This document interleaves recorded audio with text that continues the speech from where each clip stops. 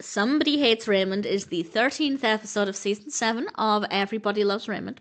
This is directed by Jerry Zaks, and as always there will be spoilers from now as I go through the episode chronologically and share some thoughts. And I think it's a really great episode. It starts off with Ray, Robert and Debra, and then Andy comes over. Turns out he's got a new job at a radio show, and his boss, Jerry Musso, doesn't like Ray Barone. Andy even makes it very clear that he made it very clear to his boss that he was talking about this Ray Barone, and his boss was adamant that yes, this is the Ray Barone he does not like. But why? That is, of course, the big question. Robert is loving it because finally somebody doesn't like Raymond. Not everybody loves Raymond, and Robert is just having an absolutely fantastic time.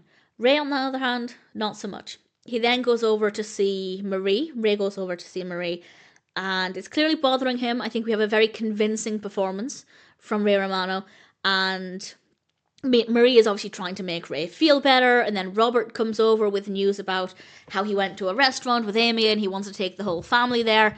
Nobody's paying him any attention. It seems like Robert's fun is over. All the tension is back on Raymond, and it gets quite emotional. It gets really intense, and Marie's response to this is just incredible to watch, kind of heartbreaking. And Doris Roberts just gave an amazing performance because Robert and Raymond start arguing, shouting. It is intense, and Robert ends up saying that he hates Raymond, and he actually kind of moves Marie out of the way, not too forcefully, but forcefully enough that the food that she's carrying goes all over her.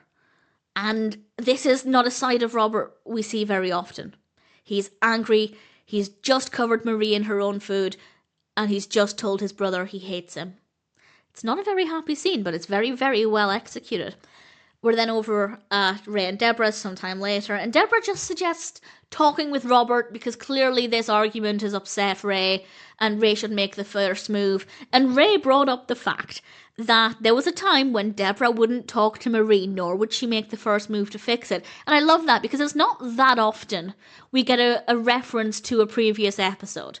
It happens, but it was a very clear reference, and I like that. And the dialogue that followed was great because Debra says, "That was completely different." To which Ray responds, "How?" And Debra's only answer, "Shut up." Which I think is fair enough. She knows that it wasn't actually different, and she didn't practice what she's preaching, but I also do think that she has a valid point. Andy then comes over, and Andy says that he doesn't actually like Musso. And obviously he's saying this to cheer Ray up. The kids then come in and cheer Ray up, and it's a really lovely scene for a moment. And then Andy reveals he's actually going to a party where Musso is going to be, and Ray decides to go to said party instead of playing with his children as they wanted. And in that moment, his priorities are not great. And yes, he is making decisions based out of fear that somebody hates him, that there's something about him that's unlikable. I understand his motivation for going to the party, not that I agree with it, but to abandon his children when they want to play with him in favour of finding out this information, it's not great. But on the flip side, he gives, I think it was Geoffrey, his pocket money, his allowance early, so he's happy anyway. The kids are absolutely fine, but still, nevertheless, it's not a good look for Ray. In fact, this episode isn't a good look for Robert or Raymond at all, almost, but there is something with Robert we'll get to in a moment.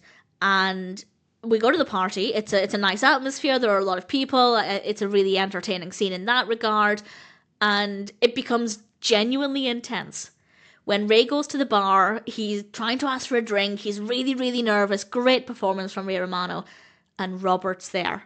It's so intense. Turns out he found out about this and he got Andy to put him on the guest list a few days ago. And Ray finally approaches Musso. And the amount of back and forth I felt with this interaction, with what I was believing, is crazy. Because he says, "I heard you don't like me." And Musso doesn't understand. He doesn't understand why Ray said this. And he says to him, "Who told you that?" And behind Ray, we see Andy kind of creeping out of view behind Robert. And then Musso says, "You should do my show." clearly Andy was wrong. Musso clearly likes Ray. This is all a misunderstanding. And in the moment, I had seen this episode before, but many years ago, I couldn't remember what happened. And in that moment, I thought Andy had lied because he knows that Ray is the big hotshot writer. He doesn't want Ray on the show because Andy wants to have the special attention and to be in the spotlight for a bit. He doesn't want Ray to steal that. Kind of the way Robert feels about these things. That's what I genuinely believed in that moment, and that's why Andy slid out of sight, because Musso never said he didn't like Ray. Andy made it up. And then, that changes. As Musso turns around, Ray thinks that Musso has kind of rolled his eyes at him. And Ray questions it. And eventually, Musso admits that he doesn't like Ray. And it's really intense. And I was so confused because in that moment, I'd already decided that Andy had clearly made this up. But that's not what had happened. And it's really incredible. And it's just so chaotic and I love it. And he says all of these nasty things about Ray. And then Robert does one of my favourite things Robert has ever done. Getting a little emotional. It's really beautiful because he steps forward.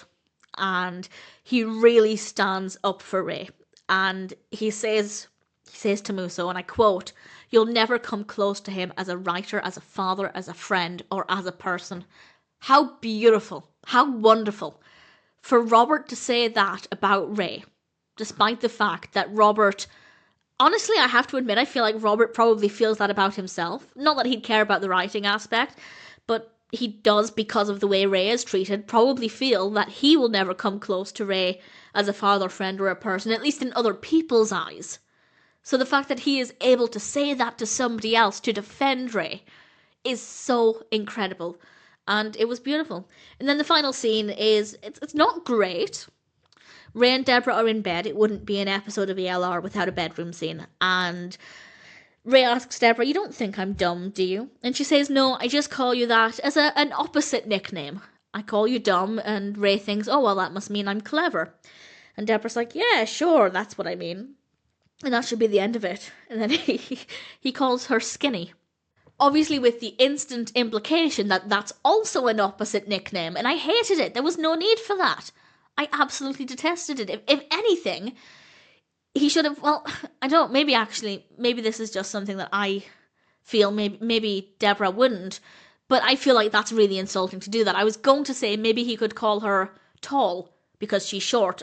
I'm about 2 inches shorter than Debra, so if somebody said that to me, I'd be like, yeah, whatever, don't care. But maybe Debra would be insecure about that, so maybe he couldn't have said that. Maybe that wouldn't have been a better alternative, but personally I feel like would have still been a better alternative than implying she's the opposite of skinny. So I didn't like that. It didn't sit well with me. If they wanted to make fun of her in some way with a so-called opposite nickname, I think they could have called her tall or giant. Giant would have been funnier and less offensive. But again, I'm speaking from my perspective as somebody who's just a little bit shorter than Debra. I wouldn't really be bothered if somebody called me giant as an opposite nickname. Wouldn't care. But maybe Debra would. Maybe Debra would find that more hurtful than being called skinny as an opposite nickname. But either way, as a viewer, I didn't like it. So not the greatest ending. No, not Ray's finest moment. But as a whole, I think that it's brilliant. And the two highlights are the argument between Ray and Robert, Marie's response to that, not because it's enjoyable, but because it's powerful and perfectly executed.